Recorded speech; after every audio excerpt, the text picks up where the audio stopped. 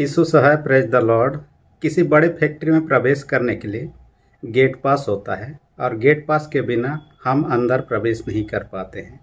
वैसे ही आप लोग सोचते होंगे कि कई ऐसी जगह हैं दुनिया में जहां पर प्रवेश करने के लिए कुछ विशेष प्रवेश पत्र की आवश्यकता है। उसमें से एक जगह है जो स्वर्ग है, जो आनंद जीवन के नाम से जानते हैं और परमेश्वर के राज के नाम से जानते हैं। उस जगह को प्रवेश करने के लिए कुछ तो चाहिए। और आज के वचन में जो मरकुस 10 अध्याय 17 से 31 पद में इसी बात पर हम चर्चा करेंगे। आज लोग मोक्ष पाने के लिए, आज लोग उद्धार पाने के लिए, आज लोग स्वर्ग जाने के लिए, आज लोग अनंत जीवन प्राप्त करने के लिए कई प्रकार के प्रयास करते आते हुए देखने पाते हैं। जिसमें से तीर्थ यात्रा करना, पवित्र स्थल को यात्रा करना, जिसमें से हमारे मसीहियों के निमित्त यरूशलेम की यात्रा करना, इस्लाम धर्म के अनुसार में हम जब मक्का मदीना की यात्रा करना, हम हिंदू धर्म के अनुसार देखेंगे तो हम गंगा में स्नान करना और अन्य अन्य जगहों पर जाना। इस प्रकार से कई प्रकार के प्रयास हम मसीह इतिहास में पाते हैं। लोग अपने जीवन को कठोरतापूर्वक परमेश्वर की इच्छा को पालन करते जीवन व्यतीत कभी कोशिश किया, जो मठवास के माध्यम से मठ के अंदर में रहना, कठोर नियमों का पालन करना। डॉक्टर मार्टिन लूथर अन्यों ने ऐसे जीवन को व्यतीत किया, परंतु डॉक्टर मार्टिन लूथर साफ साफ कहा, जितने भी कठोरतापूर्वक हम नियम का पालन करें उसके द्वारा कोई व्यक्ति स्वर्ग को, परमेश्वर के राज को पहुंच नहीं सकता है, जा ही नहीं सकता है, यानी अपने प्रयास से कदापि नहीं जा सकता है। उसके लिए कुछ और ही चाहिए, जिस पर मार्टिन लूथर ने कहा है। आज के वचन के माध्यम से उन बातों पर हम चर्चा करने वाले हैं। आज के वचन को जब देखेंगे मरकुस 10 से 17 से 31 में ये मत्ती रचित सुसमाचार भी पाते हैं, लूका रचित सुसमाचार भी पाते हैं। तीनों सहदर्शी सुसमाचार में हम पाते हैं इस घटना को। इसका मतलब यह घटना बहुत ही पॉपुलर था लोगों के बीच में। यीशु कफरनहूम से निकालकर, यानी कि यीशु का सेवकाई का क्षेत्र मुख्यतः 3 क्षेत्र में था, हम लोग जानते हैं। गलील का क्षेत्र में, उसके साथ ही समरिया के क्षेत्र में, उसके साथ साथ हम देखने पाते हैं कि उनका सेवकाई का क्षेत्र यहूदिया क्षेत्र में। हम यहाँ देखने पाते हैं यहूदिया क्षेत्र के सीमा में प्रवेश करते हैं और यरूशलेम की ओर उनका यात्रा में आगे बढ़ते हैं। उनका यात्रा पैदल होता था, गांव-गांव, शहर-शहर जाते हुए अपने चेलों के साथ में। इसी के क्रम में एक जवान व्यक्ति उनके पास में आता है और उससे पूछता है, आनंद जीवन प्राप्त करने के लिए मैं क्या करूं? उस जवान व्यक्ति से कहता है कि अपने सारे संपत्ति को बेच डालो और उसे कंगालों को दे दो, यानी कि ऐसे लोगों को दे दो जो बेसहारा, ऐसे लोगों को दे दो जो खाने की नहीं पा रहे हैं, और तुम्हें स्वर्ग में धन मिलेगा। यह जवान व्यक्ति बहुत धनवान था। ऐसा उम्मीद नहीं किया हुआ था कि यीशु का जवाब इस प्रकार का होगा। यीशु का कथन सुनने के बाद चुपचाप उदास होकर वहां से चला जाता है। यीशु उनके इस जाने के बाद में चेलों से कहता है, धनवानों का परमेश्वर के राज में प्रवेश करना बहुत कठिन है। कैसा कठिन है, आगे हम चर्चा में पाएंगे। इसी बातों पर आज का वचन हम पाते हैं। इसलिए अनंत जीवन प्रवेश करने का उनका चाह जो था वो सफल हुआ नहीं हुआ, आज के वचन से हम देखने पाएंगे। इसलिए मैंने शीर्षक रख दिया है, धनी युवक और अनंत जीवन। बाइबल में भी, मेरा बाइबल में इस प्रकार के शीर्षक है, धनी युवक और अनंत जीवन। हम धनी युवक अनंत जीवन इस पर चर्चा करते हुए पहला 4 विशेष मुख्य बातों पर हम चर्चा करेंगे। सबसे पहली बात है धनी युवक का परिचय। हम उसका जीवन के बारे में जानना चाहेंगे। ऐसा बाइबल में वर्णन नहीं मिलता है वो कहाँ का रहने वाला था, परंतु इतना स्पष्ट था, तीनों सुसमाचारों को हम जब पढ़ेंगे इतना स्पष्ट था, वह व्यक्ति जवान था, यानी कि युवावस्था में भी ईश्वर की खोज में है, अनंत जीवन की खोज में। ये बहुत ही बड़ा उपलब्धि की बात है, हम कह सकते हैं। आजकल जवानों को भटकते हुए हम देखने पाते हैं, आजकल जवानों को दुनिया के बातों में फंसते हुए देखने पाते हैं। वे लोग दूसरे चीज़ों में अपने जीवन को फंसते हुए ईश्वर से करीब हम बहुत कम लोगों को देखते हैं, परंतु इस जवान को देखने पाते हैं कम से कम हुआ ईश्वर का भय मानने वाला। और ये व्यक्ति क्या, आनंद जीवन पाने के निमित्त यीशु के पास आता है, और वो भी ऐसे आता है, दौड़ कर आता है। वो बुजुर्ग होता तो हो सकता है दौड़ कर नहीं आता, परंतु दौड़ कर यीशु के पास आता है। ये जवानी का एक निशानी है। दूसरी विशेष बात, वो धनी था। युवावस्था में धन कमाना वही स्टार्ट करते हैं लोग, लेकिन यह व्यक्ति धनवान हो चुका था। काफ़ी कम लोग ऐसा है युवावस्था में तुरंत ही वे लोग धनवान हो जाते हैं। और इनमें से ये व्यक्ति को हम देखने पाते हैं। और धन के साथ ही ख्याति तो अर्जन किया। तीसरी विशेष बात है वो अधिकारी था, यानी कि वो लोगों के बीच में भी अधिकारी होने के नाते लोगों के बीच में परिचित था, लोगों के सामने प्रिय था। चौथा जो कहता है वो आज्ञाकारी था। आज्ञाकारी था इस बात से जानते यीशु मसीह उसके पूछता है, जब यीशु से उन सवाल किया कि अनंत जीवन प्राप्त करने के लिए मैं क्या करूं, यीशु उससे कहता आज्ञाओं को पालन कर। कौन सी आज्ञा कहता है? उन्होंने कहता है 10 आज्ञाओं में से कुछ आज्ञाओं को कहता है, अपने माता पिता का आदर कर, मनुष्य हत्या मत कर, व्यभिचार मत कर, चोरी मत कर, झूठी शक्ति मत दे। ऐसे 5-6 आज्ञाओं की चर्चा करता है यीशु। तब ये जवान क्या कहता है, ये तो मैं बचपन से मानते आया हूँ। इसका मतलब है बचपन से उनको ऐसे शिक्षा दी गई कि वह ईश्वर का वचन को कंठस्थ कर चुका, ईश्वर के वचन अनुसार चलते हुए आ रहा है। इसलिए हम अपने बच्चों को, अपने जवानों को बचपन से ही ऐसे शिक्षा दें जिसमें उसे चलना चाहिए। जैसे नीति वचन 22:6 में कहता है, लड़कों को उसी मार्ग की शिक्षा दे जिसमें उसे चलना चाहिए, ताकि वह बुढ़ापे तक उससे नहीं हटेगा।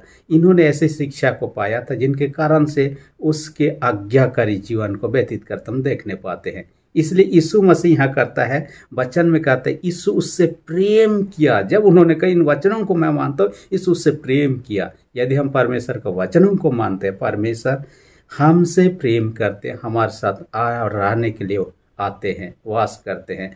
यूहन्ना 14:23 में ऐसी ही बात को कहता है, यदि हम उसके आज्ञाओं को पालन करेंगे, परमेश्वर हमसे प्रेम रखेंगे, हमसे साथ क्या करें, रहने के लिए आएंगे। इसलिए हमें परमेश्वर के आज्ञाओं के अनुसार चलना चाहिए। 5वीं विशेष बात हम देखने पाते, यह व्यक्ति बहुत जेंटलमैन था, सज्जन पुरुष था। हम इस बात से जानते हैं कि यीशु के पास दौड़कर तो आया, परंतु घुटने टेक कर यीशु को प्रणाम करता, दंडवत करता है। वो निरादर नहीं करता है, रेस्पेक्ट करता है यीशु का।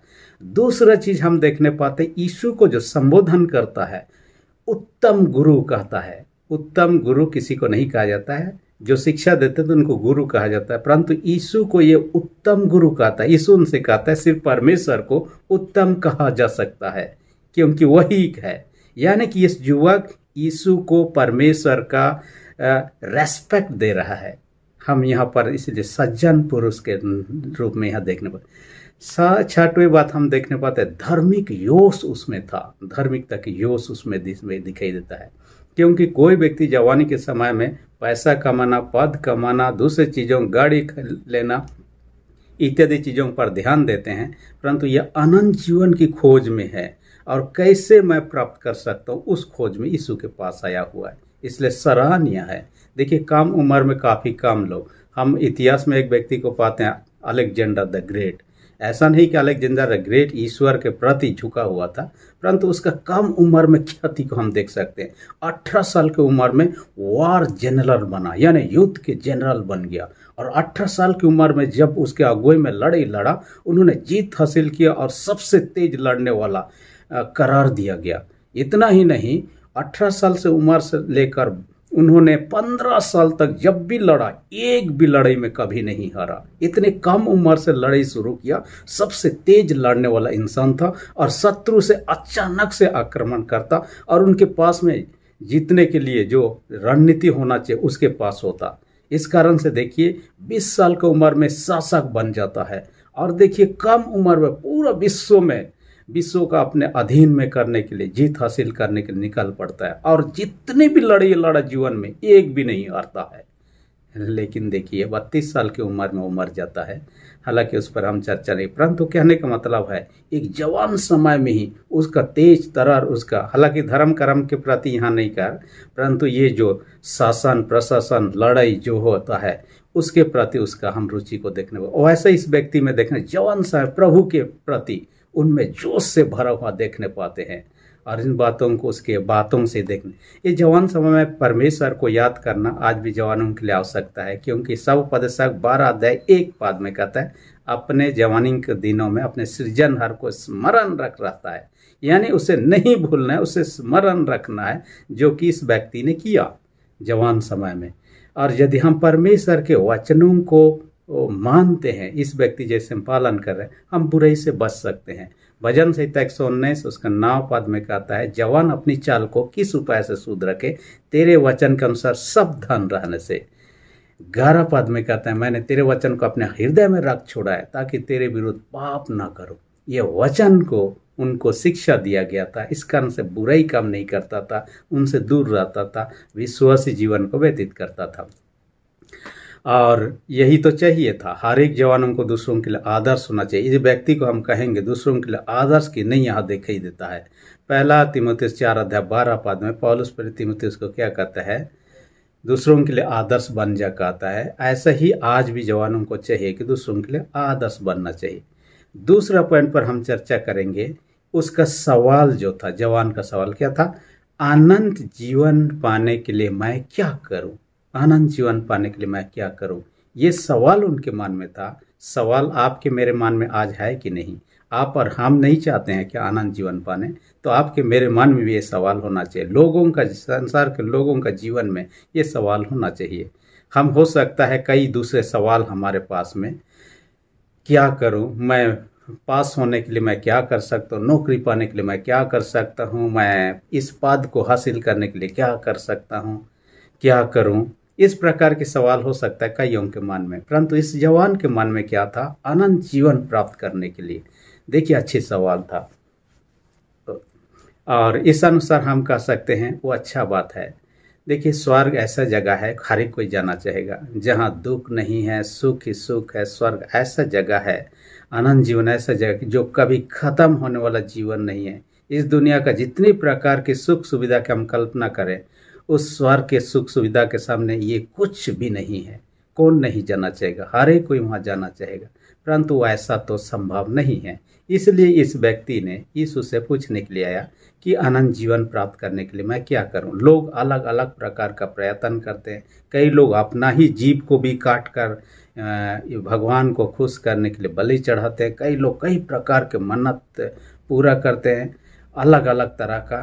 परंतु यहाँ पर यह व्यक्ति जो देखने पाते हैं, यीशु के पास इस सवाल का जवाब पाने के लिए, मैं परमेश्वर के उस दास के विषय में कहना चाहूँगा, साधु किशन सिंह और उसके बहन संता कौर के बारे में आप लोग जानते होंगे। ये लोग अपने बचपन के दिनों में प्रभु को ग्रहण कर लिया था, और प्रभु को ग्रहण करने वाले उनके परिवार में सिर्फ यही दोनों थे, बाकी लोग नहीं। इस कारण से परिवार के लोग उनके खिलाफ हो गए। हालांकि परिवार के बाकी लोग अमेरिका चले गए, लेकिन ये दोनों यहाँ रहे, अपने चाचा के अधीन में ये लोग रहे। परंतु उनके चाचा ने देखा कि ये लोग मसीह को ग्रहण करने के बाद इनको मार डालने का प्रयत्न किया। दोनों को जहर दिया गया। जहर के बाद भी वे प्रभु के अनुग्रह से बच जाते हैं। एक समय ऐसा भी आता है, संता कौर जो साधु किशन सिंह के बहन है, वो मर जाती है। उनके दफनाने का सारी तैयारी किया जाता है, लेकिन रात हो जाता है, इसलिए दूसरा दिन दफनाना चाहिए। और इसका आत्मा स्वर्ग को चले गए। स्वर्ग से उन्होंने दर्शन करने के बाद, प्रभु से रिक्वेस्ट करने के बाद, प्रभु ने उनको फिर से वापस जिंदा कर देता है। जब जी उठती है तो परिवार के लोग चकित हो जाते हैं। उसके बड़े भाई भी चकित हो जाते हैं, संत किशन सिंह। परंतु उसके परिवार के प्रियजन जिनके अधीन में लोग रहते थे, ये लोग इसको देखकर बहुत घबरा जाते हैं। ऐसा तो ठीक नहीं है, इसको मार डालना चाहिए। इनके ऊपर में पिस्तौल से गोली चलाया जाता है, इनको मार डालने का प्रयत्न किया जाता है। इनको पहले समझाया जाता है, इन चीज़ों को छोड़ दीजिए, आपके धन संपत्ति आपको सौंप देंगे। आप नहीं छोड़ते हैं तब तो आपको मार डालेंगे। ये लोग समझा। हम प्रभु को उस अनंत जीवन को त्याग नहीं सकते जिसे हमने प्राप्त किया है। इसलिए हम धन संपत्ति, करोड़ों का संपत्ति था, उनको उन्होंने ठुकरा दिया। और उनको जबकि पीछा किया गया, रेलवे स्टेशन तक गोली भी चलाया गया, उनको लगा नहीं, प्रभु ने उनको बचा। उस समय जब ये लोग ट्रेन में बैठकर भाग रहे थे, संता कौर का उम्र 14 साल। आप सोच सकते हैं, टीन एज की लड़की और उसके बड़े भाई, ये लोगों के हाथ में कोई भी पैसा नहीं था जिससे खरीद के खा सके। टिकट किसी तरह दूसरे व्यक्ति ने कर दिया। वे लोग चलते रहे 5 दिन की यात्रा। इस दरमियान कुछ भी खाया नहीं, सिर्फ पानी पी रहे थे। ट्रेन के जो पानी आता था उसी पानी से। सोच सकते हैं उनका जीवन प्रभु के लिए। समझिए, इस कम उम्र में काफ़ी कम लोग ऐसे दिखाई देते हैं, और ये प्रभु का सेवा बाकी के जीवन विश्वासतापूर्वक उन्होंने करते रहे। जैसे भी हो, आज कई लोग इन चीज़ों पर ध्यान नहीं देते हैं। प्रभु की बातों पर उनको बोरिंग लगता है, ये फालतू की बातें ऐसा लगता है। परंतु बहुत कम लोग। आज तो आप देखिएगा विज्ञान के युग में हम हैं, लोग हम कैसे मंगल ग्रह पर जाएंगे, कैसे हम चांद पर बसेंगे, इन चीज़ों पर बहुत ज़्यादा हम लोग चर्चा पाते हैं। मैं हाल ही में देख रहा था एक व्यक्ति जिसका नाम है डेनिस हॉप है, ये गैलेक्टिक वर्ल्ड का क्या है प्रेसिडेंट बताया जाता है, और ये चंद्रमा का मालिक अपने आप को बताता है। इसलिए चंद्रमा का जो जमीन है उसको बेचने का काम करता है। यहाँ तक कि बहुत सारे लोग खरीद चुके हैं और करोड़ों करोड़ों का दाम में वे बेचता है। और यहाँ तक कि उन्होंने वहाँ सपना दिखा दिया है कि वहाँ एक ऐसा इमारत बनाया जाएगा जो कि 3 किलोमीटर चौड़ा, 2.5 किलोमीटर ऊंचा, और उसमें कई ये होगा, मोहल्ला होगा, और उसमें कई प्रकार की सुविधा होगा, ऑक्सीजन की सुविधा। वहाँ 70,000 लोग रह सकते हैं। आने वाले दिन उनका इस प्रकार का प्लान प्रोजेक्ट है। और यहाँ तक कि वहाँ का ज़मीन खरीदने में लोग में से हम अमेरिका के ये व्यक्ति है, वहाँ के बहुत सारे पूर्व प्रेसिडेंट लोग भी खरीद चुके हैं। जो भी हो, जैसा भी हो, उनका अपना विश्वास है कि हम वहाँ जा सकते हैं, रह सकते हैं, नहीं रह सकते हैं, अलग बात है। और वहाँ के विषय में लोगों का जो भी विचार हो, आनंद जीवन के विषय में हम कह सकते हैं, वहाँ जाना हर एक कोई चाहेगा, परंतु ऐसा तो संभव नहीं है। कैसा तब संभव है? यह यीशु का उत्तर से हम इसको देखने का प्रयत्न करेंगे। यीशु क्या कहता है? उत्तर में कहता है, संपत्ति, अपनी सारी संपत्ति बेचकर गरीबों को दे दो, कहता है। अपने सारी संपत्ति देकर बेचकर गरीबों को दे दो। यानी कि यह व्यक्ति जब इस वचनों को सुना, यीशु के कथनों को, तब वह निराश हो गया, उदास हो गया, यीशु को जवाब दिए बिना वहां से निकल कर चला गया। यानी कि वो चाहता नहीं था। उसके पास हो सकता है काफ़ी धन संपत्ति था, इन चीज़ों को छोड़ने का क्या मतलब है, सोच रहा। आजकल आप देखिएगा पैसों के बिना कुछ नहीं होता है, लोगों को ऐसा कहते हुए, और पैसों के कारण से लोग दुनिया के लोगों को झुकाने का काम करते हैं, मनी पावर का इस्तेमाल करते हैं। कई प्रकार के पावर है, उनमें से मनी पावर भी है, और इसका पावर के कारण से लोग घमंड करते हैं, अपने ताकत को दिखाने का प्रयत्न करते हैं।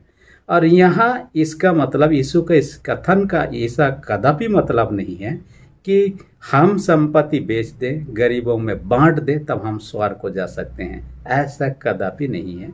यीशु का इस कथन का ऐसा मतलब है, जिसके पास धन होता है उसका भरोसा धन पर होने लगता है। इसके साथ ही कहता है उस पर धन का घमंड होने लगता है, साथ ही साथ लालच उत्पन्न होने लगता है। ये सारी चीज क्या करता है?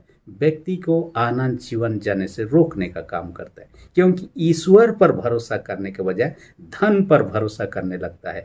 ईश्वर के लिए घमंड करने के बजाय अपने धन पर घमंड करने लगता है। व्यक्ति का लालच उस ये पर, धन पर होने लगता है। इस कारण से वह आनंद जीवन से वंचित होने का खतरा है। लूत की पत्नी के विषय हम देखने पाते हैं, परमेश्वर ने लूत का परिवार को बचाना चाहा, परंतु लूत का पत्नी, परमेश्वर उसे आज्ञा दिया था पीछे मुड़कर मत देखना, वो पीछे मुड़कर देखी और नमक का खंभा बन जाती है। इसलिए मत्ती 6:21 में कहता है, जहाँ तेरा धन है वहाँ तेरा मन लगा रहेगा।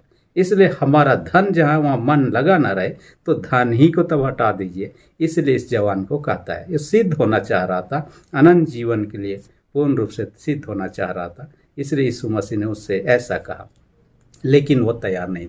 कई लोग धन पर आज इतना घमंड करते हैं। इतिहास में एक व्यक्ति का आप जानते हैं, माइकल जैक्सन, दुनिया भर के फेमस। और इस व्यक्ति अपने जीवन में देखिए बड़ा बड़ा डॉक्टरों को रखा था, और ये सोचता था कि बड़ा डॉक्टर किसी भी हालत से, किसी भी परिस्थिति का बीमारी से उनको बचा लेंगे। और उसका उम्र कम से कम 100 तक तो पहुंच ही जाए, 500 से ज़्यादा ही होगा, काम तो नहीं होगा, हो सकता है उनके मन में ऐसे ख्याल था। परंतु देखिए 12 डॉक्टर हमेशा दिन रात उनका सेवा करते हुए उनके जीवन को बचा नहीं पाए।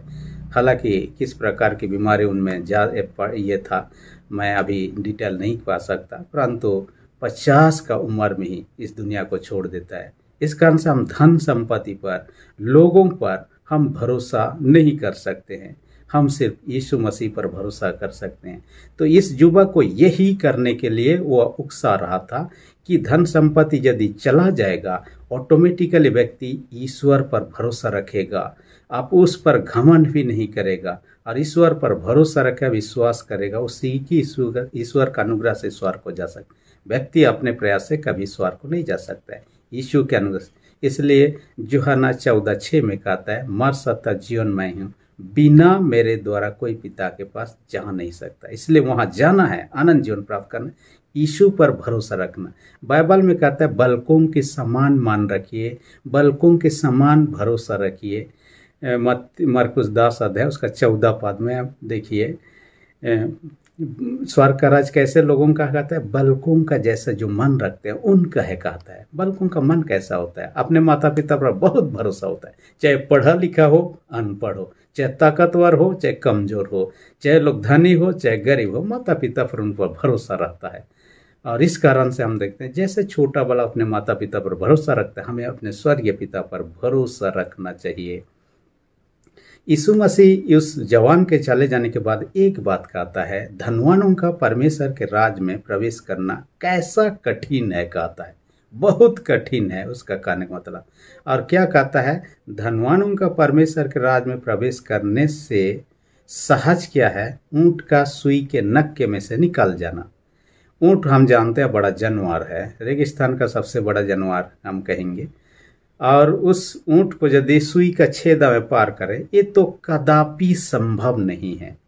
यीशु का सुई के नाके में से निकालना या छेदा में से पार होना जो कहता है, उसका 3 अर्थ है।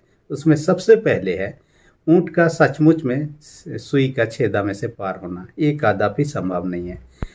तो कहने का मतलब है जो व्यक्ति धन पर भरोसा रखता है, धन पर घमंड करता है, धन पर लालच करता है, उसके लिए असंभव है स्वर्ग के राज में प्रवेश करना।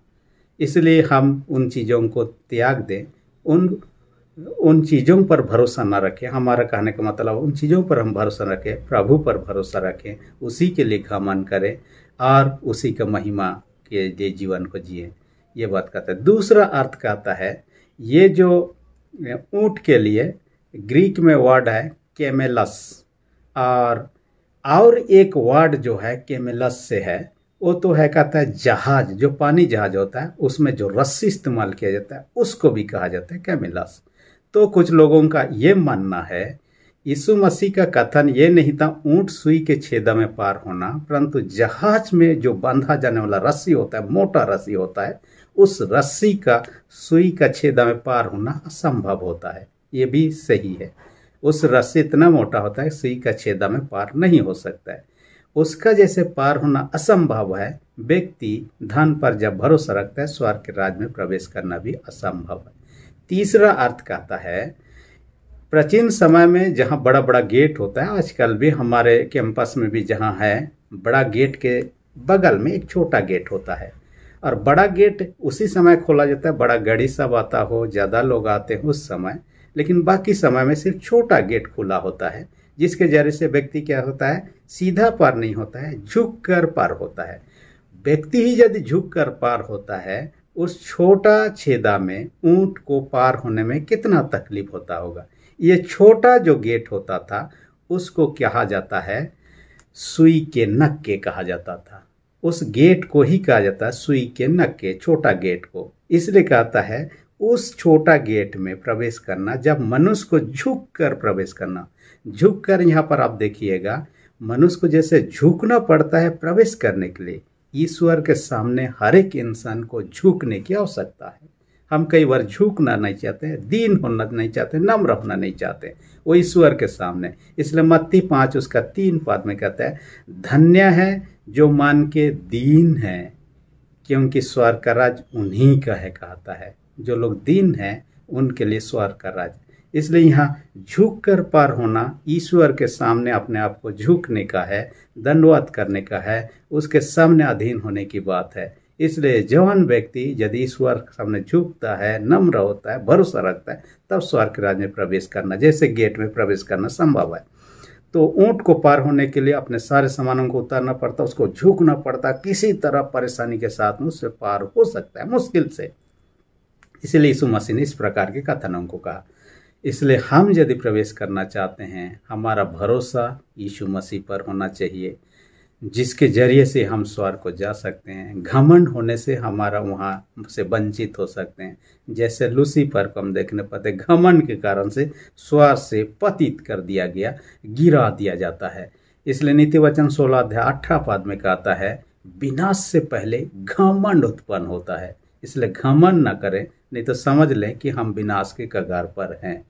पांचवी विशेष बात जो का चौथा विशेष बात जो कहता है यीशु मसीह, बहुत से पहले हैं पिछले होंगे कहता है, और पिछले हैं पहले होंगे।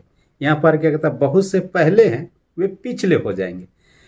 इसका साधारण सा अर्थ में हम ऐसा देखते हैं, जो लोग पहले से प्रभु में विश्वास में आ गए हैं, ये लोग हो सकता है स्वर्ग राज्य में जल्दी नहीं जाएंगे, परंतु बाद में यीशु को ग्रहण किए विश्वास में, ये लोग सबसे पहले जाएंगे। और जो लोग पहले से हैं लोग पीछे हो जाएंगे। इस प्रकार की बातों को भी हम देख सकते हैं। कई बार ऐसा दिखाई देता है, जो बचपन से मसीह को परिवार में जन्मा है वो जितना विश्वासी नहीं दिखता है, जो बाद में प्रभु के करीब आया हुआ है, ये लोग काफ़ी जोश में दिखाई देते हैं। ये उसका, परंतु यहाँ कहने का और कुछ तात्पर्य है। यीशु मसीह का यहाँ कहने का ये है कि पहला हम देखते हैं, जो ऊंचे ऊंचे पद पर है, बड़े बड़े आसन पर बैठते हैं, आगे बैठते हैं, लोगों के सामने बैठते हैं, फ्रंट में रहते हैं, वे लोग एक दिन क्या हो जाएंगे, पीछे हो जाएंगे। परंतु जो लोग पीछे बैठते हैं, नीचे बैठते हैं, जिनका कोई वजूद नहीं, माने उनका नामो निशान नहीं, या तो उनको कोई जानता नहीं, ऐसे लोग परमेश्वर के राज्य में सबसे पहले प्रवेश कर जाएंगे। दूसरा क्या कहता है, जो लोग अभी धनवान है, घमंड कर रहे हैं, दुनिया में धन के कारण से अपने मुट्ठी में लोगों को रख रहे हैं, ऐसे लोग पीछे हो जाएंगे। जो लोग गरीब हैं उनमें से ही कई लोग पहले प्रवेश कर जाएंगे स्वर्ग के राज्य में। तीसरा कहता है, जो लोग विद्वान हैं, अपने विद्वता के कारण से लोगों में प्रसिद्ध है, वे लोग परमेश्वर के राज्य में प्रवेश करने के बजाय जो लोग अनपढ़ हैं वो लोग पहले प्रवेश कर जाएंगे। चौथा देखिए, जो लोग दुनिया में आज पॉपुलर है, लोकप्रिय है, लोग उनको जानते हैं, वे लोग परमेश्वर के राज्य में पहले नहीं प्रवेश करें। हो सकता है वो लोग जिनको कोई नहीं जानता, उनके बारे में कोई चर्चा नहीं करता, ये लोग सबसे पहले, क्योंकि यीशु मसीह ये नहीं देख कितना पद बड़ा है, कितना पॉपुलैरिटी, कितना विद्वान है, कितना धनवान है, परंतु कौन यीशु पर विश्वास करता है, उस पर भरोसा रखता है। ये व्यक्ति धन पर भरोसा न रखे, इसलिए बेच दो ताकि आपका भरोसा ईश्वर पर हो सके। इसलिए उसको धन को बेचने के लिए कहा, इसलिए नहीं कि धन के बेचने के कारण से स्वर्ग हो जाएगा, इसलिए नहीं। इसलिए हम देखने पाते हैं कि यह व्यक्ति असफल रहा, आप और हम असफल न रहें, बालकों का मन बनाए। जैसे बालक अपने माता पिता पर भरोसा रखता है, हमें भी अपने माता पिता पर भरोसा। एक व्यक्ति का मैं याद करता हूँ, डीजेएस दिनकरन का, जो इस दुनिया में आप नहीं हैं, अपने जीवन के गवाही में बता रहे हैं कि एक दिन उसके शरीर से आत्मा चला गया, दर्शन के लिए स्वर्ग को पहुंच गया। स्वर्ग पहुंचने के बाद में गेट के पास में खड़ा हुआ देख रहे कैसे कैसे लोग आ रहे हैं स्वर्ग के। उन्होंने दूर से देखा एक देश के प्रेसिडेंट आ रहे हैं, उनको लगा कि अब तो स्वर्ग का गेट तो बहुत नज़दीक है, और मैं तो एक देश का प्रेसिडेंट होने के नाते स्वर्ग में जगह मिलना तय है। जैसे नज़दीक पहुंच रहा है, कुछ दुष्ट दूत लोग आए, उनको उठा के लेकर नरक में फेंक दिया। उनको कहा आपके लिए वहाँ जगह नहीं है। देखिए, देश के प्रेसिडेंट हो तो क्या हुआ, परंतु वह व्यक्ति नरक में जगह पा। उसके बाद में देख ले, एक सुंदर सा एक्ट्रेस थी, जो कि हम फिल्मों में जैसे काम करते हैं, उनको बहुत लोग जानते हैं, पॉपुलैरिटी थी। उनका नाम बिना बताए कहते हैं, उनको भी लगा कि स्वर्ग का गेट तो पहुंच गया, मैं तो वहां प्रवेश करूंगी। उनको भी पकड़ कर नरक में फेंक दिया जाता है। देखिए, ऐसा नहीं कि जो फेमस है, जो बड़े पद में, बड़े ईए में हैं, वे लोग स्वर्ग के राज्य में प्रवेश करेंगे, परंतु छोटे तबके के लोग भी यदि यीशु पर विश्वास करते हैं, सच्चे मन से उस पर भरोसा रखते हैं, वो लोग स्वर्ग पर प्रवेश करेंगे। इसलिए हम यदि प्रवेश करना, हमें घमंड नहीं करना, अपने पर भरोसा नहीं करना। टाइटैनिक जहाज के बारे में आपने सुना होगा, जिस पर मूवी भी बना है, जो कि 1912 में समुद्र में डूब जाता है। इतना विशाल जहाज बना था, इतना मजबूत बना था। उस जहाज का कैप्टन जो था, एडवर्ड स्मिथ, जो कहा, उन्होंने कहा इस जहाज को कोई भी प्रकार का तूफान, लहर डुबा नहीं सकता है, यहाँ तक कि परमेश्वर भी डुबा नहीं सकता। घमंड में चूर होकर उन्होंने कहा ईश्वर भी उसे डुबा नहीं सकता। पहले यात्रा में ही एक बर्फीला चट्टान से टकराया, पानी घुसा उसमें और समुद्र में डूब जाता है। उस डूबने में खुद कैप्टन एडवर्ड स्मिथ में डूब जाता है, जिन्होंने कहा परमेश्वर भी इसे डुबा नहीं सकता। उसका घमंड से भर गया था। देखिए, व्यक्ति ऐसे घमंड ना करे, ये हमारे विनाश के लिए ये है। इसलिए हमें क्या करना है, दीन बनना है। याकूब 4:10 में कहता है, परमेश्वर के सामने दीन बनो तो वह तुम्हें शिरोमणि बनाएगा, कहता है। इसलिए हमें दीन और नम्र होने की आवश्यकता है। इस जवान व्यक्ति में यही शिक्षा यीशु मसीह देना चाह रहा था, परंतु उदास होकर चला। आप क्या करेंगे? आप मुझे यही सवाल है। यीशु मसीह चाहता है अपने जीवन को, उन घमंडों को, उन यंग को, लोभ लालच को, उन भरोसाओं को जो सांसारिक चीज़ों पर, चीज वस्तुओं पर, धन पर, पद पर करते हैं, उन चीज़ों को त्याग दें, नहीं तो हम उस राज से वंचित हो जाएंगे। यीशु नहीं चाहता है, इसलिए सच्चा विश्वास में आगे बढ़ें। परमेश्वर ऐसा करना हमारे सहायता रगोई कर। आमीन। हम प्रार्थना करें। सेनाओं के जीत पिता, धन्यवाद देते, तू महान है, हमसे प्रेम करता है। हम सबों के लिए वचन दिया, होने दे हर एक सुनने वाले छोटे बड़े सबों को अपने स्वर्गीय आशीष से भर दे। जो कोई भी वचन सुन रहे बीमार अवस्था में, उनके प्रति दया दृष्टि कर। अपने सामर्थ्य हाथों को बढ़े, यीशु के सामर्थ्य लो से सारे बीमारों को दूर कर दे और यीशु के नाम से चंगाई दे। जिनके विश्वास कमजोर, उनके विश्वास को मजबूत कर, दृढ़ कर। प्रार्थना यीशु के नाम से मांगते हैं, आमीन। यदि अब तक मेरे चैनल को आपने सब्सक्राइब नहीं किया, इसी घड़ी रेड बटन को प्रेस करके सब्सक्राइब कर दीजिए और उसके बाद जो बेल आइकन निकलेगा उसे प्रेस करके ऑल पर सेट कर दीजिए, ताकि आने वाली वीडियोस का नोटिफिकेशन आपको समय पर मिल सके। धन्यवाद।